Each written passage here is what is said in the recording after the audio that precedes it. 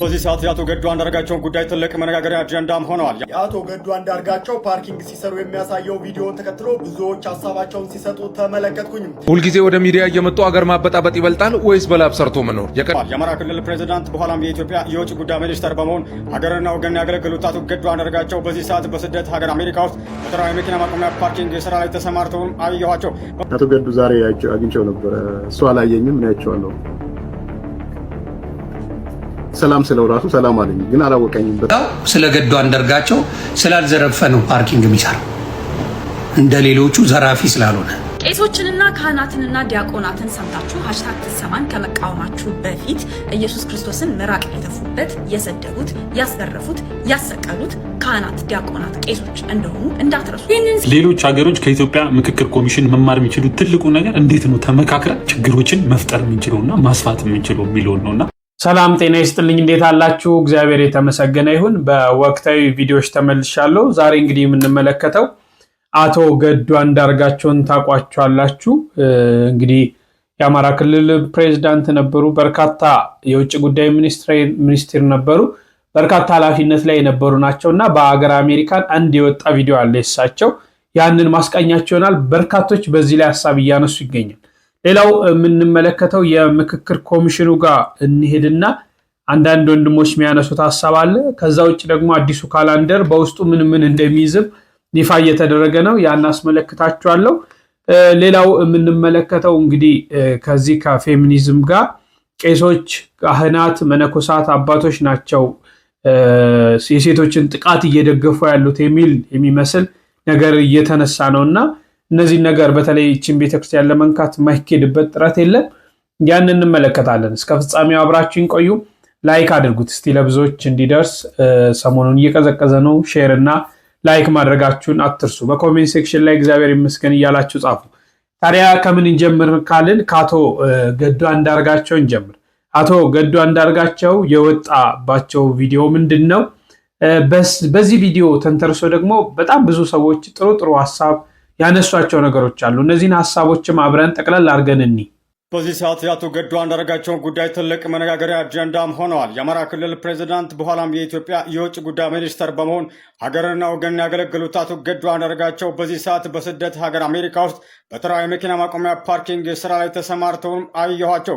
በመጀመሪያ ደረጃ ውስጤም አዘነ። ነገር ግን የሀገራችንን ፖለቲካዊና ማህበራዊ እውነታ ጠለቅ ብዬ ስቃኝ አግራሞቴና አክብሬቴ የበለጠ እንዲጨምርም አደረገ።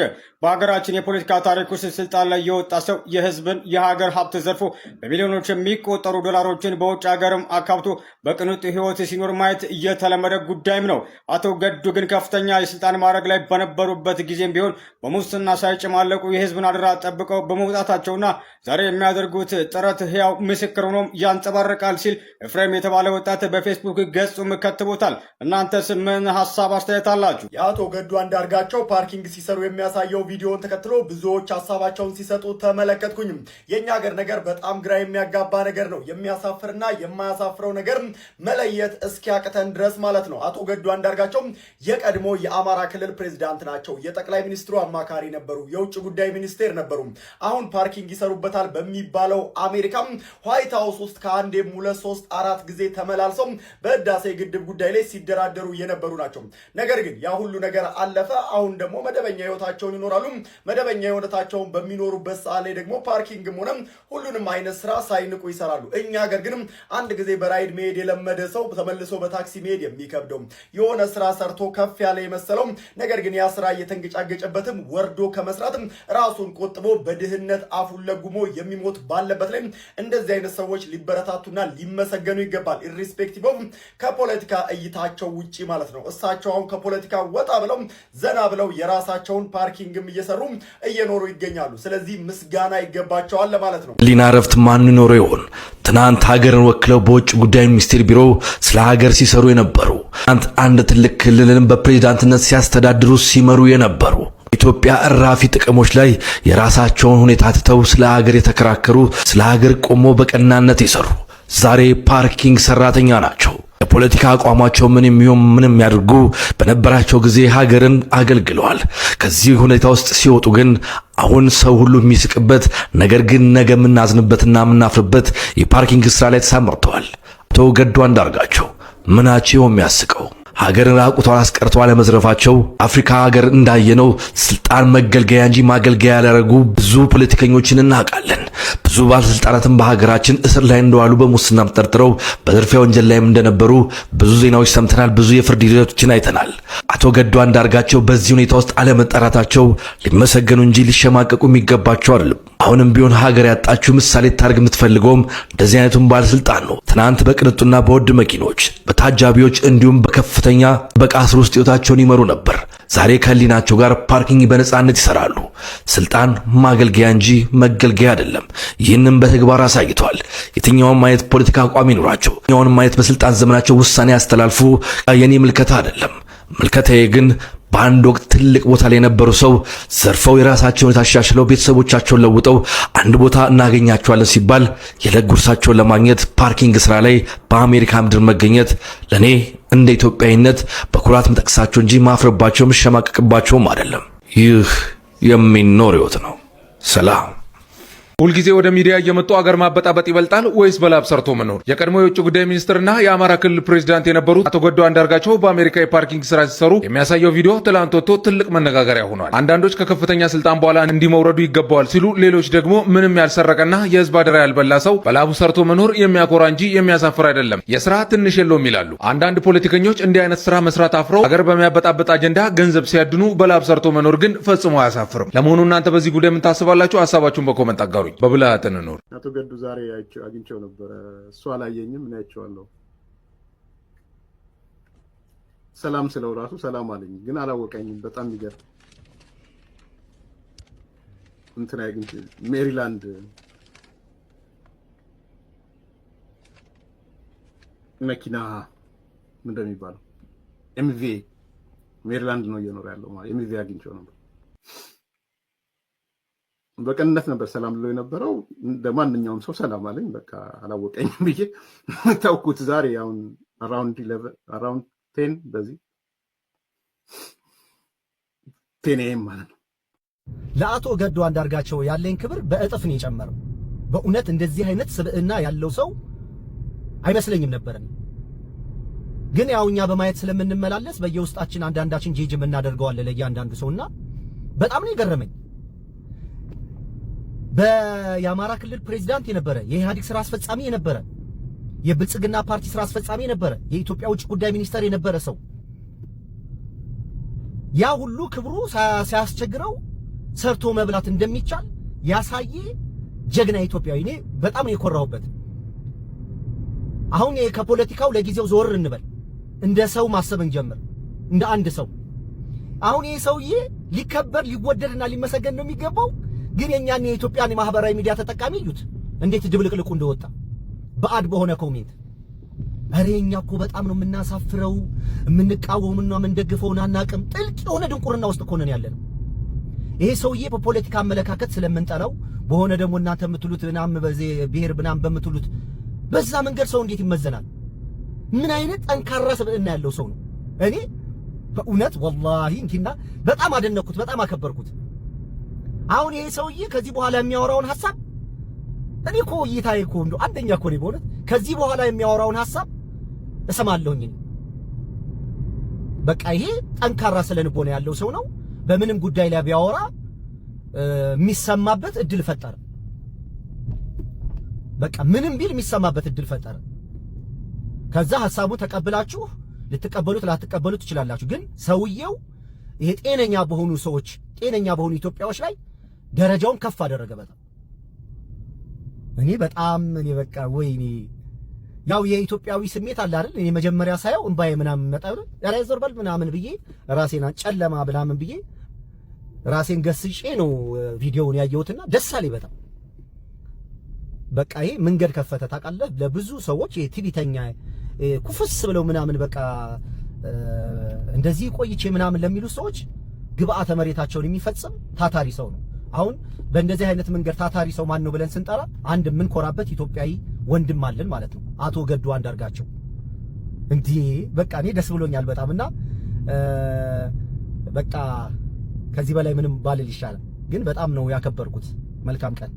ስለ ገዱ አንዳርጋቸው ስላልዘረፈ ነው ፓርኪንግ የሚሰራው፣ እንደ ሌሎቹ ዘራፊ ስላልሆነ እንደ ሌሎቹ አገር ዘርፎ የወጣ ስላልሆነ መንገድ ላይ ኢትዮጵያ ቢታይ ማንም የማይነካው ሰው ገዱ አንዳርጋቸው ይባላል።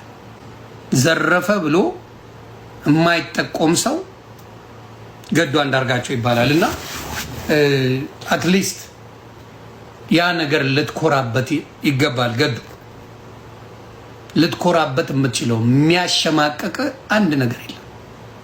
ስለዚህ ትልቅ ሰው ነው። እግዚአብሔር ምስክሬ ነው ማለት በጣም ነው ያደነኩ። እኔ ቢያንስ 1-2 ቪላ እና የሆነ 7-11 ይኖራል ብዬ አስቤ ነበር። የሚለው በጀቱ እጅ ላይ ነው ያለው። በስሱ የሆነ 2 ቪላ ምናምን ነገር ከዛ 7-11 የግል ነው ዱቅ ብለህ ትኖራለህ ብዬ ነበር ያሰብኩት አሜሪካን ሀገር። አለመዝረፈ ግን አይጸጽትም። አባ ትልቅ ሰው ነህ፣ አደነኩ ከማንም በላይ። በቃ አልዘረፍክም። ኢትዮጵያን ሳትዘርፍ በሀቅ ብዙም ባትሰራለት ለአማራው ሕዝብ ሳትዘርፍ በሀቅ የወጣ አንተ ላይ ነገርኩህ እኮ ከነ ማስረጃው። የሽመልስ አብዲሳ ዘመዶች በሙሉ ሲሚንቶ ኢትዮጵያ ላይ አስመጪና ላኪ እነሱ ናቸው። ኢትዮጵያ ላይ ሲሚንቶ በሙሉ የአከፋፋይ የሽመልስ አብዲሳ ዘመዶች ብቻና ብቻ ናቸው። ሴራሚክ በላቸው ሲሚንቶ በላቸው ሙሉ የነሱ። ማን አባቱን ቀና ብሎ አይ። እሺ በጣም ብዙ ነገር አይተናል፣ ብዙ ነገር ሰምታችኋል ብዬ አስባለሁ። ባይዘዌ መስራት ነውር አይደለም። ሰው ልጅ እግዚአብሔር አምላክ ጤና ከሰጠው በየትኛውም የስራ መስክ ላይ ሰዎችን የሚያሳዝን ስራ አይሁን፣ ፈጣሪ የሚያሳዝን ስራ አይሁን እንጂ በየትኛውም ስራ መስክ ላይ ተሰማርቶ የዕለት ተዕለት ኑሮውን ቢመራ ኃጢአት አይደለም፣ ይልቅ ሊመሰገን ይገባል። እንግዲህ እኚህ በጣም ትልቅ ባለስልጣን፣ የሀገሪቷ ትላልቅ ባለስልጣን ከሚባሉት መካከል ናቸው። አሁን ብዙዎች እንዴት ፓርኪንግ ይሰራሉ በአሜሪካን? ታዲያ እኚህ ሰው እኮ ለምሳሌ አገር ውስጥ በነበሩት ስልጣናቸው አይደለም ያሉት፣ ደሞዝ እየተከፈላቸው አይደለም ያሉት። አሁን ከዚህ ነገር ነፃ ናቸው። ምን ሰርተው ሊበሉ ነው ታዲያ? የፓርኪንግ ስራ እየሰሩ የዕለት ህይወታቸውን እያሸነፉ ነው። ብዙዎች ሲሳለቁባቸው በነበረባቸው ስልጣን በነበራቸው ሰዓት ለምን አልዘረፉም ይሁን? ዘርፈው በውጭ ሀገር ለምን ሀብት አላካበቱም ይሁን? ይህንን የሚስቁ ሰዎች በጣም ይገርመኛል። አሁን ቀረስኩት ያለው ሰውዬ ራሱ ሲስቅ ምንም የሚያስቅ ነገር አይደለም። ይልቅ ሊበረታታ የሚገባ ሌሎች ባለስልጣናቶች፣ ዛሬ ስልጣን ትተው ያሉ አካላቶች በውጭ ዓለም ሲኖሩ በምን አይነት ህይወት ነው የሚኖሩት? እኚህ ሰው አርያ ሊሆኑ የሚገባቸው ናቸው ማለት ነው። የህዝቡን ገንዘብ አልነኩ። በነበሩበት ሰዓት ባሉበት ሰዓት ተገቢውን ክፍያቸውን እያገኙ፣ ዛሬ ደግሞ ያ ነገር ሲቆም ስራ እየሰሩ እንደሚኖሩ ነው የሚያሳየው ይሄ ቪዲዮ። ስለዚህ ሰዎች ስራ ሲሰሩ መሸማቀቅ የለባንም። እኛ ልንስቅ፣ ሀብታም የሆነ ባለስልጣን የነበረ ሰው ወርዶ ስራ እንዴ ፓርኪንግ ስራ ተንቆ ነው እንዴ? ገንዘብ ያስገኝ እንጂ ምን ችግር አለ? እና ይልቅ የሚያስመሰግን ለሌሎች ባለስልጣናት ለነገ ከነገ ወዲያ የሚመጡ እንደዚህ ስልጣናቸውን ለሚለቁ ባለስልጣናት ይልቅ አርያ የሚሆኑ ናቸው ብዬ አስባለሁ። በዚህ ላይ እናንተ ሀሳባችሁን ግለጹ። ምን ትላላችሁ? እሺ ወደ ምክክር ኮሚሽኑ እንለፍ። እንግዲህ አንዳንድ ሀሳቦች እየተነሱ ነው። በተለይ ምክክር ኮሚሽኑ ችግሮችን ሊያጠፋ ችግሮችን ሊያስወግድ እንጂ ራሱ ችግር ፈጣሪ መሆን አልነበረበትም ብለው አንዳንድ ወንድሞች የሚያነሷቸው ሀሳቦች አሉ። ሌሎች ሀገሮች ከኢትዮጵያ ምክክር ኮሚሽን መማር የሚችሉት ትልቁ ነገር እንዴት ነው ተመካክረን ችግሮችን መፍጠር የምንችለውና ማስፋት የምንችለው የሚለውን ነውና አሁን እንደው አለመታደላችን ሆኖ ነው እንጂ እንትና የማን መቀመጫ ናት የማን ዳሌ ናት አይነት እንትን ውስጥ መግባት አልነበረብንም። የሚያሳዝነው ማለት ነው በሰለጠነ ሀገር አይደለም ከተማ ሀገር ራሱ ሌላ ሀገር ውስጥ አለ። ለምሳሌ አሁን ሌሶቶን ካየን ሳውዝ አፍሪካ ውስጥ ናት ያለችውና ሳውዝ አፍሪካውያን ብድግ ብለው ሌሴቶ የኛ እንትን ናት ምናምን አላሉም። እና ብቻ የሚያሳዝነው እንደ አንድ ኢትዮጵያዊ አይደለም አዲስ አበባ ጎንደርም፣ መቀሌም፣ አስመራም፣ ሰመራም ሁሉም የሁሉም ኢትዮጵያ ነበር መሆን የነበረባቸውና ያሳዝናል። እኔ ተነስቼ ይሄ ከተማ የእነንትና ነው ይሄ እንትን ነው ምናምን ሳይሆን ኤኒ ኢትዮጵያዊ የትም ቦታ ሄዶ ሀገሬ ብሎ ከሌላው እኩል ባለቤትነት ሊሰማው ይገባል። ምክንያቱም ሀገር ነው። ፓስፖርቴ ላይ ኢትዮጵያዊ የሚል እስከሆነ ድረስ ኤኒ ፓርት ኦፍ ሀገር ኤኒ የትም ክልልም ይሁን ምንም ይሁን ባለቤት ነኝ ማለት መቻል አለብን። አለበለዚያ ናሽናል አይደንቲቲ እና ሀገር የሚባለው ነገር ፖይንቱ ምን ላይ ነው? ሰው አይደለም በገዛ ተወልዶ ባደገበት ሀገር ሌላ ሰው ሀገር በስደተኝነት ሄዶ እንኳን የሆነ ዓመት ኖሮ መኖሪያ ፈቃድ አግኝቶ ምናምን በቃ እንደሌላው ሀገሬ ነው ባለቤት ነው ምናምን። አስቡት እንግዲህ አንድ ኒውዮርክ ተወልዶ ያደገን ሰውዬ ማያሚ ላይ ባለቤትነት እንትንህ ምናምን አይነት ነገር ነው። እና ሁላችንም በቃ የትም ተወለድን የትም አደግን አዲስ አበባ ብቻ ሳትሆን ሌላውም ከተማ እኩል የሁላችንም ባለቤትነት ሊሰማን ያስፈልጋል። ያ ሲሆን ነው ናሽናል ዩኒቲ የሚመጣው እንጂ እንዲህ እየተከፋፈልን ባለቤትነት አንዱ ከአንዱ የበለጠ አንዱ ላይ የሚኖረው ከሆነ ሀገር አይደለም ወይ የሆነ ፓስፖርታችን ላይ በክልላችንና ምናምን ይደረግልን እንጂ ያሳዝናል። ብቻ ኤኒዌይስ በነገራችን ላይ የምታዩት ቸርች ምናምን አይደለም። ቸርች መናፍቃኖች ቸርች አይደለም። የምክክር ኮሚሽን ግቢ ውስጥ ነው። በእነዚህ ሰዎች ጭንቅላት ነው ካላንደሩ የተቀየረ ዓመተ ምህረት የሚለው ወደ ኢትዮጵያ አቆጣጠር ምናምን ብሎ የቀየሩት ማለት ነው። እነዚህ ናቸው የሀገሪቷን መፍትሄ እናመጣለን ብሎ ሲሰበሰቡ የከረሙ ማለት ነው። በጣም ያሳዝናል። ይሄ ቸርች እኮ አይደለም። እዛ ሄዳችሁ አሁን ያረስ ለውጥ የሚመጣው በእናንተ እንትን ነው። በምንም ታምር ለውጥ አይመጣም። የኦርቶዶክሳውያን ጥላቻ ጥግ ድረስ ያለበት ሰዎች ናቸው። እነዚህ ናቸው ካላንደር የቀየሩትና በጣም ያሳዝናል። የምክክር ኮሚቴው ሰዎች ተሰብስበው አገር እንቀይራለን አገርን የሚቀይር ሐሳብ አለን ብለው ሲያበቁ ኢየሱስ የኔ ጌታ አንተን ለዘላለም ምናምን ሲባባሉ አየኋቸው። ተለቅ ያሉ እማማዎች ናቸው። እኔ እነዚህ ምን ተመካክረው አገር እንደሚቀይሩ እኔ አላቅም። የተማረ ሰው ማን ያስጠጋዋል? እዛ ጋር ማንም አያስጠጋውም። አሮጊቶች ትልልቅ አሮጊቶች ባሎቻቸውን አቃጥለው ድፍት ያደረጉ ናቸው መሰለኝ። አምጥተውልህ እዛ ጋር እና ጴንጤ ነው ሃሌሉያ ኢየሱስዬ ምናምን ይላሉ። የዘመናት ጥያቄያችን ተመልሷል።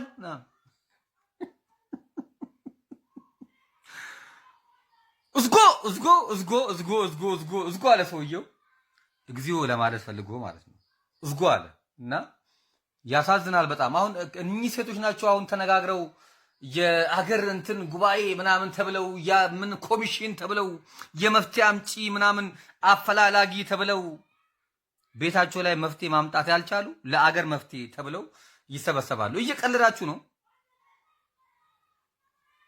እኔ እኮ እንደዚህ መዝቀጡ እንደው በቃ በእውነት እኔ ቆንጆ ነው፣ አሪፍ ነው። አይ ቆንጆ ነው በቃ እና ኮፒ ሊንክ አድርጉልኝ ወንድሞቼ። እንደተከታተላችሁት ነው እንግዲህ ያነሷቸውን ሐሳቦች ሰምተናል።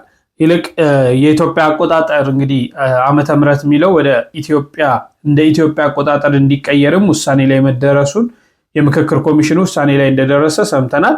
እሱን ከማየታችን በፊት በውስጡ የሚይዘው ካላንደር በውስጡ ምን ሊይዝ ነው የታሰበው? አዲሱን የኢትዮጵያ ካላንደር በተመለከተ ምን ይዘዋል የሚሉ መረጃዎች ተሰምተዋል። በሀገሪቱ የነገ ድል ፈንታ ላይ ሲመክሩ የቆዩ ተመካካሪዎች እጅግ አነጋጋሪ የሆኑ የለውጥ ምክረ ሀሳቦችንም አቅርበዋል። አንደኛውና ዋነኛው የዘመን አቆጣጠራችን ላይ ዓመተ ምህረት እንደቀጠለ ሆኖ ዓመተ ልደትና የሂጅራ አቆጣጠር በካላንደር ውስጥ እንዲካተቱም ተስማምተዋል። ይህ ብቻ አይደለም። ለሙስሊም ወንድም እህቶቻችን የጁምዓ ስግደት ሰዓት ከጠዋቱ 5 ሰዓት እስከ 8 ሰዓት እንዲሆን፣ ለሰባተኛ ቀን አድቬንቲስት አማኞች ደግሞ ቅዳሜ የፈተና እና የስራ ቀን እንዳይሆንም ስምምነት ላይ ተደርሰዋል። በተጨማሪም የኢሬቻና የበዓለ 50 በዓላት በካላንደር ታስበው እንዲውሉ፣ በዩኔስኮ የተመዘገበ በዓላት ደግሞ ህዝባዊ በዓላት እንዲባሉም ተወስነዋል። ይህ ውሳኔ በሀገሪቱ መቻቻል ላይ ምን አይነት ለውጥ ያመጣል ትላላችሁ? ሀሳባችሁን በኮመንት ላይ አጋሩኝ። እንደተከታተላችሁት ነው በርካታ ነገሮች ተነስተዋል። በውስጡ ካላንደር እንግዲህ ከቀጣይ ከ2019 ይሁን ከመቼ ዓመተ ምህረት ጀምሮ አላውቅም ሊካተቱባቸው የታሰቡ ነገሮች እየወጡ ነው። እመለስበታለሁ። በተለይ ይሄ ዓመተ ምህረት እና እንደ ኢትዮጵያን አቆጣጠር የሚለው አንድ ወንድም በጣም ጥሩ ሀሳብ ያነሳበት አለ። በተለይ እንዴት ነው የዲያብሎስን ዓለም ልትቀላቀሉ የፈለጋችሁት ሁሉ ነው የሚለው። ወደሱም መልሳለሁ። ከዛ በፊት ግን ትላንትና በጅጅጋ የፈረሰውን የመድኃኔዓለም ቤተክርስቲያን ሰምታችኋል አይደል? እዚህ ጋር እንደምትመለከቱት የዚህ የመድኃኔዓለም መቃኞ ቤተክርስቲያን መፍረስን ተከትሎ ብዙዎች እያነቡ ይገኛሉ። ብዙዎችም አዝነዋል። ይሄ የሆነው በሶማሌ ሀገረ ስብከት በጅጅጋ ከተማ ሲሆን የመድኃኔዓለም የመቃኞ ቤተክርስቲያን በግብረ ኃይል እንዲፈርስ ተደርጓል። ይህም ታዲያ ብዙዎችን አሳዝኗል።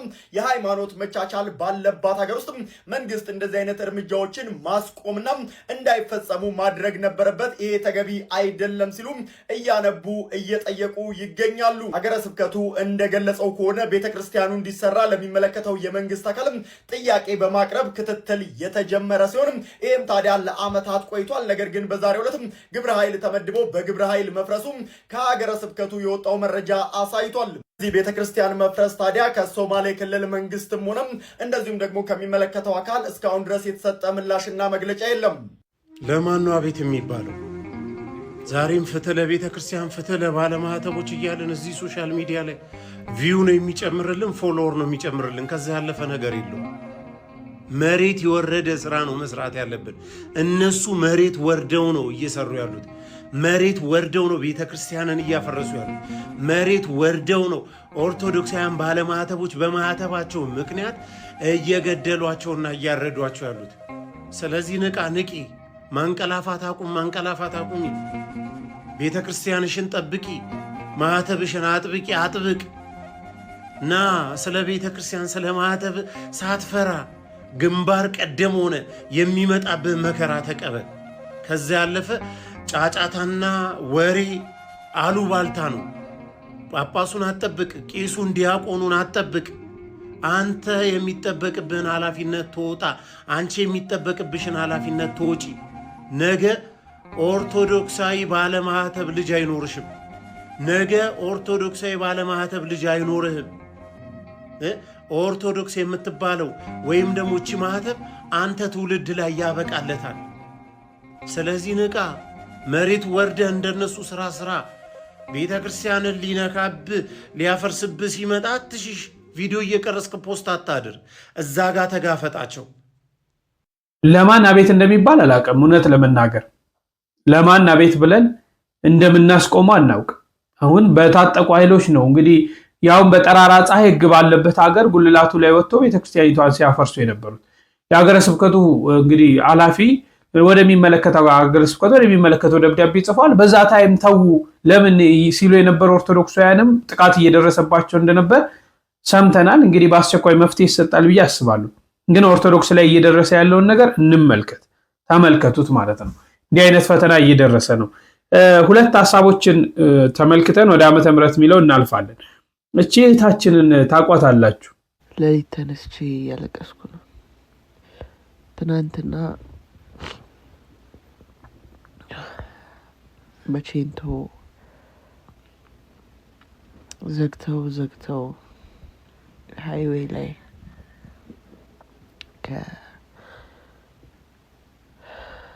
ከየት እንደሚመጡ ማላቃቸው ባሶች እጅግ በጣም ብዙ የባስ ቁጥር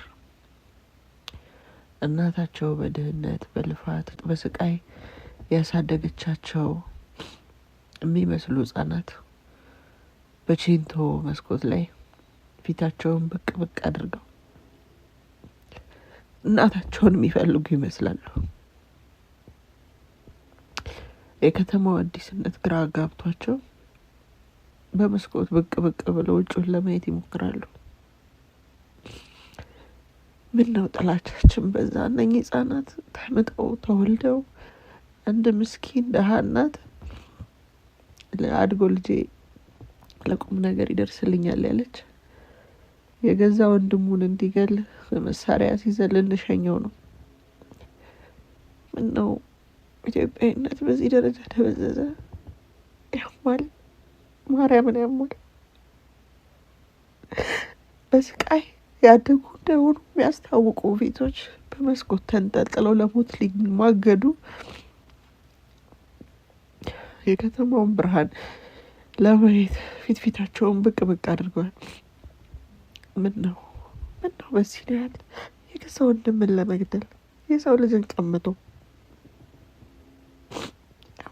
ባይዘዌ ሁላችንም ማልቀስ ያለብን ሰዓት ነው።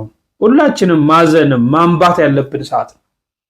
ህፃናት ተስፋ ይኖራቸዋል ተወልደው ትልቅ ደረጃ ይደርሳሉ ሲባሉ አሁን በግድ እየተወሰዱ ወንድማቸው ላይ ጥቃት እንዲያደርሱ እየተደረገ ነው። ኢትዮጵያ ውስጥ ያለ ጦርነት ባይዘዌ ወንድም ከወንድሙ ጋር የሚያደርገው ጦርነት ነው። ጠላት የለ፣ ባዕድ የለ፣ የማይሆን ሀገር ሊወር የመጣ የለ፣ ቅርስ ሊያጠፋ የመጣ የለ፣ ሀብት ሊያወድም የመጣ የለ፣ ሀገሪቷን በቀኝ ሊገዛ የመጣ የለም። እርስ በርሳችን ነው አንድ ስጋ ሆነን አንድ ደም አንድ ኢትዮጵያዊ ሆነን እየተባላን ያለን። እኔ በጣም የሚገርም እንኳን ከሀገር ውስጥ ውጭም በባዕድ ሀገርም እየተባላን ነውና ምናለቅስበት ምናዘንበት ሰዓት ነው።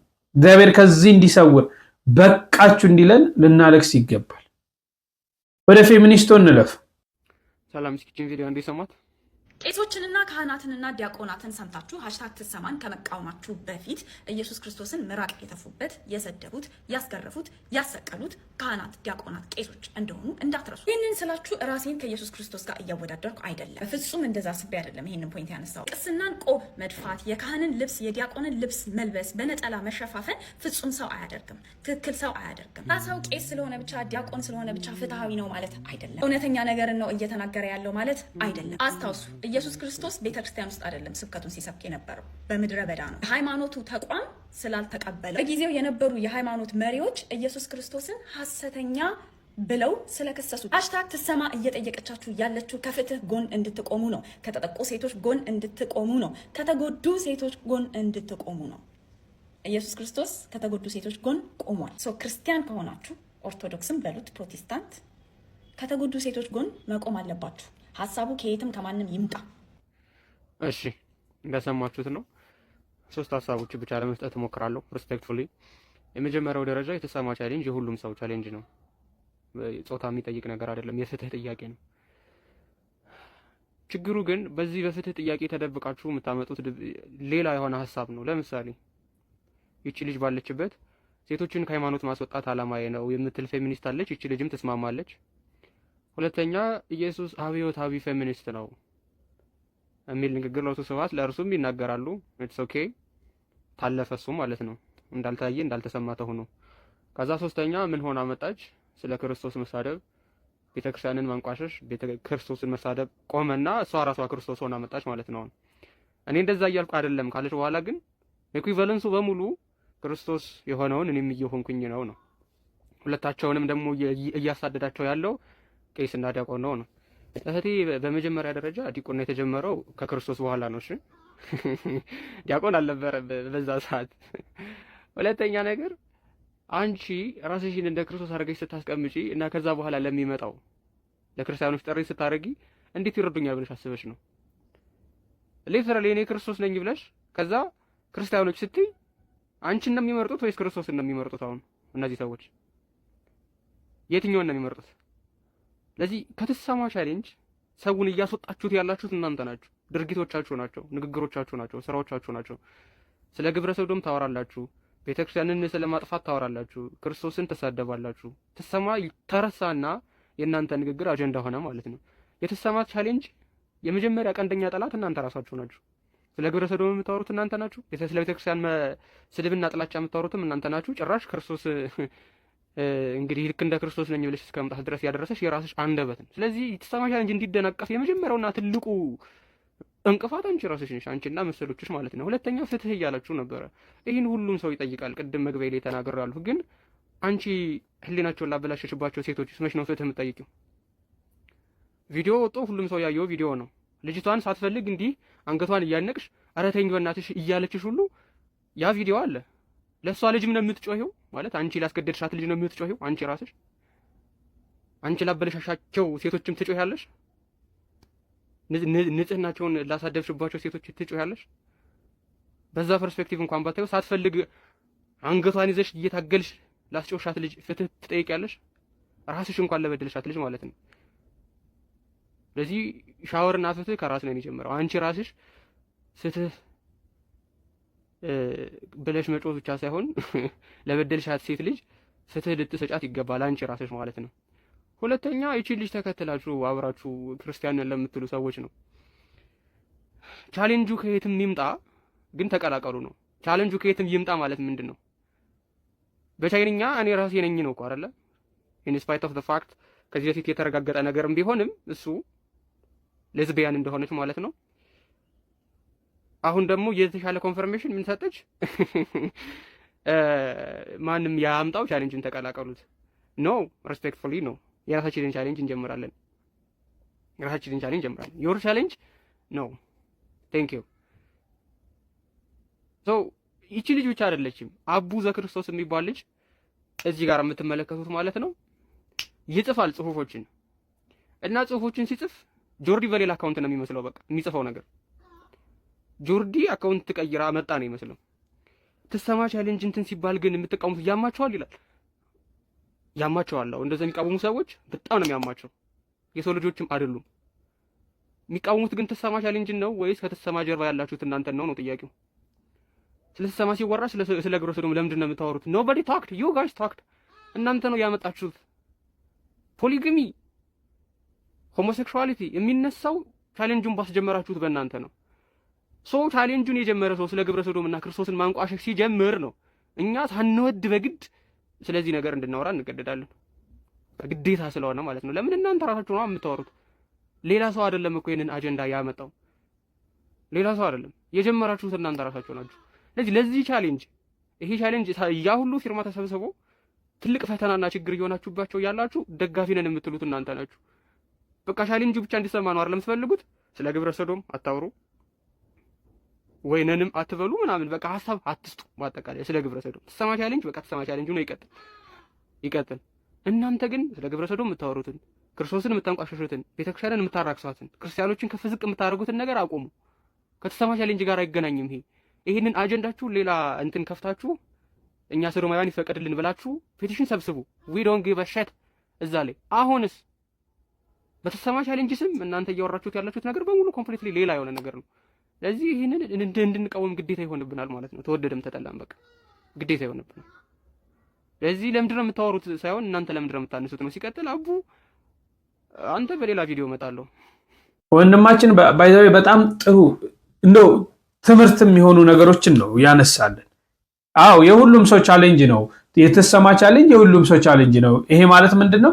የሴቶች ጥቃት ይቁም፣ ሴቶች ላይ ፈተና፣ ሴቶች ላይ መከራ አይድረስ፣ አይደፈሩ፣ የጉልበት ብዝበዛ አይምጣ፣ ሴቶች ላይ የሚደርሰው አላስፈላጊ ነገር ይቁም፣ የሁሉም ሰው ቻሌንጅ ነው። ሰብአዊ የሆነ በሙሉ ማለት ነው። ነገር ግን በዚህ ቻሌንጅ ውስጥ ተደብቆ ያለ አጀንዳ አለ ነው እያልን ያለ። ያ ተደብቆ ያለ አጀንዳ ኦርቶዶክስ ጠል ወንዶች ሴቶች ሃይማኖት ጠል እንዲሆኑ፣ በተለይ ኦርቶዶክስ ጠል እንዲሆኑ፣ ትዳር ጠል እንዲሆኑ፣ ባል ጠል እንዲሆኑ፣ ወንድ ጠል እንዲሆኑ፣ ከዛስ እርስ በርስ ወደሚል ነገር እየመጣ ነው። ለዚህ ነው ውስጡ ሌላ ነው እየተባለ ያለው። አሁን ደግሞ ቲባስ ተብሎ ቤተክርስቲያን እንግዲህ ዲያቆናት ካህናት ናቸው ክርስቶስን ሲያሳድዱ የነበረው። አሁንም ይሄንን እንትሰማ የሚለውንም ቻሌንጅ የሚያሳድዱት ዲያቆናቱ ናቸው። የመጀመሪያ እኮ የሴቶችን መብት ያረጋገጠች ቤተክርስቲያን ነበረች። ቤተክርስቲያን እኮ ናት ሴቶችን ክብራቸውን የጠበቀች ቤተክርስቲያን ናት። ዛሬ ግን ቤተክርስቲያኒቷን በዚህም ለመውጋት ማይደረግ ጥረት የለም። ብዙን ወንድማችን ስላለ ምንም ማነሳው ነገር የለም። የመጨረሻ ማስቃኛችሁ እንግዲህ ይሄ ዓመተ ምሕረትና ዲያብሎስ ብሎ አንድ ወንድም ያነሳው ሐሳብ አለ። እስቲ በጥሞና እንስማው። በስላሴ ስም ዓመተ ምሕረትን ለምንድን ነው ይህን ያክል የዲያብሎስ አገልጋይ የኢሉሚናት ልጆች የአውሮፓና የአሜሪካ የሐረብ ገረዶች የጠሉት? ጌታችን አምላካችን መድኃኒታችን ኢየሱስ ክርስቶስ ከሰማይ ሰማያት ወርዶ ከቅድስት ድንግል ማርያም ሰው ሆኖ በመስቀል ላይ ሞታችንን በሞቱ አስወግዶ ከዘላለም ባርነት ከዲያብሎስ እስራት ነፃ ስላወጣን ነው። የዲያብሎስን ስራ ሊያፈርስ የእግዚአብሔር ልጅ ተገለጠ።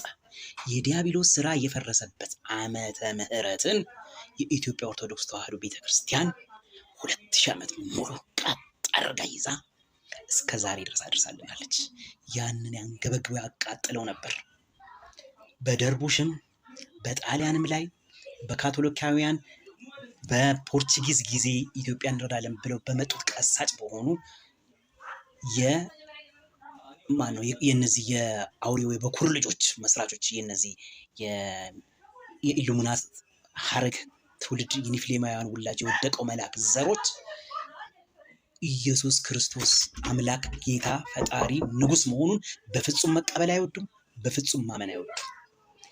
እንደው ቢቻላቸው አይደለም ጌታችን አምላካችን ኢየሱስ ክርስቶስ ወርዶ በምድር ላይ ተመላልሶ አስተምሮ እኛን ነፃ አውጥቶ ቤዛ ሆኖልን እንዲሄደን ባይነገር በምድር ላይ ደስ ይላቸው። እስራኤል ውስጥ አሁን ኢየሱስ ክርስቶስ አምላክ ነው ብሎ መናገር ወንጀል ነው።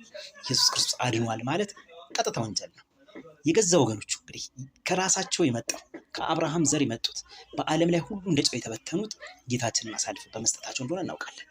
ያንን ያክል ዘመን ተበትነው መልሰው አሁን ተሰብስበው ደግሞ በመላው ዓለም ያለውን የኢሉሚናት አሰራር ከጀርባ ሆነው አሁን ይመጣል የተባለውን አውሬ ለመቀበል በእያንዳንዱ የአውሬው ልጆች ባሉበት ሀገር ውስጥ ኢትዮጵያ ላይ ሳይቀር ማለት ነው ከመሪዎቻችን ጀምሮ ይዘው ስልጣንን ለሚወዱት በሙሉ አገልጋይ ሆነው ፋይናንስ እያቀረቡ እውነተኛውን መንገድ ለማፍረስ ለማጥፋት ብዙ ጥረት እያደረጉ ነው።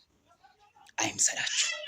በሐዋርያትና በነቢያት መሰረት ላይ ታንጻችኋል። የማዕዘኑ ራስ ክርስቶስ ኢየሱስ ነው። ከክርስቶስ ኢየሱስ ጋር የተጋፉት ማን ነው ያሸነፉት? ጳውሎስ ሆይ አንተ የምታሳደኝ እኔ የናዝሬቱ ኢየሱስ ክርስቶስ ነኝ። የመዋጊያው ብረት ስለት ብትቃወም ላንተ ይብስብሃል ነው ያለው። አይምሰልህ። የምህረትን ዘመን መድኃኔዓለም ኢየሱስ ክርስቶስን እንደተቃወማችሁ ቁጠሩት፣ እወቁ። እውነት አይምሰላችሁ። የኢትዮጵያ ኦርቶዶክስ ተዋሕዶ ቤተክርስቲያንን የተቃወማችሁ መስሏችሁ አይደለም። በሐዋርያት የተሰበከውን ዓለም ያወቀውን ያየነውን የሰማነውን ለዓለም የገለጥነውን እውነት ብለው ሐዋርያቶች በመላው ዓለም ዞረው ነፍሳቸውን ሳይሳሱ ስጋቸውን በመጋዝ ተቆርጠው እንደ በግ ታርደው ደማቸውን አፍሰው ስለ ኢየሱስ ክርስቶስ በመላው ዓለም የሰበኩትን የተቃወምክ መሆኑን ማወቅ አለብህ፣ መረዳት አለብህ። ታውቀዋለህም ደግሞ ልታጠፋው መንገድ የተከፈተልህ አይምሰልክ። ሰሜኖች ክርስቲያኖች ኦርቶዶክሳውያንን እንዲጠለቅ ያደረግከው እውነተኛውን እምነት ስር ስለያዙ ያንን መሰረት ለማናጋት ነው። አዎ ሰሜኖች ተከፋፍላችሁ በዘር በቋንቋ በገንዘብ በጥቅማ ጥቅም ጠላት የህፃን መጫወቻ እንድትሆን ኢትዮጵያን አሳልፋችሁ ለመናፍቃን ለአማሌቃውያን ለሸለፈታሞች ልባቸው ላልተገረዘ ተላልፋ እንድትሰጥ አድርጋችሁ አስቀጥታችሁናል። ክርስቲያኖች እንደ በግ እየተረዱን በወለጋ በአርሲ መጨፍጨፋቸው መወገዳቸው በጣም ተቀጣጥሎ ቀጥሏል። ይህ ሊሆን ግድ ነው። አይገርመንም። ግን ኢየሱስ ክርስቶስን ከልባችን ልታወጡት አትችሉ። ዓመተ ምሕረት ለኛ ለዘላለም እንደጸና ይኖራል። እንደ ኢትዮጵያን አቆጣጠር የኢትዮጵያ አቆጣጠር ምንድን ነው? ዓመተ ምሕረት እኮ ነው። አልሸሹም፣ ዞር አሉ። አይነበቀሉ ሞኞች እኮ ናቸው። በርካታ ነገሮችን አንስቷል ወንድማችን። እንግዲህ ዓመተ ምሕረት የሚለው የምሕረት ዓመት የይቅርታ ዓመት የክርስቶስ ከተወለደ በኋላ የምንቆጥረው የምሕረት ዓመት ስለሆነ ዓመተ ምሕረት እንላለን። አሁን ግን ይሄ ቀርቶ እንደ ኢትዮጵያውያን አቆጣጠር እንዲሆን ብሎ ምክክር ኮሚሽን ውሳኔ ሰጥቷል። ያው የራሱን ሀሳብ አቅርቧል። እንግዲህ ብዙዎችን በጣም እያስቆጣ ይገኛል። ይሄ ዓመተ ምሕረት የሚለው ባይዘው የግዕዝ ቋንቋ ነውና እንደው ምን ተፈልጎም እንደሆነ አላውቅም። የምሕረት ዓመት ማለት ነው፣ የይቅርታ ዓመት ማለት ነው፣ የቸርነት ዓመት ማለት ነው። ይሄንን ነው እንዲቀር የተፈለገው። ለምን እንደሆነ ባይገባንም ማለት ነው። በሌሎች መረጃዎች እንገናኛለን። እስከዛ ሀሳብ አስተያየታችሁን ስጡ። ላይክ እና ሼር እንዲሁም ቤቱን ሰብስክራይብ ማድረግ እንዳትረሱ። ቸር ቆዩልኝ።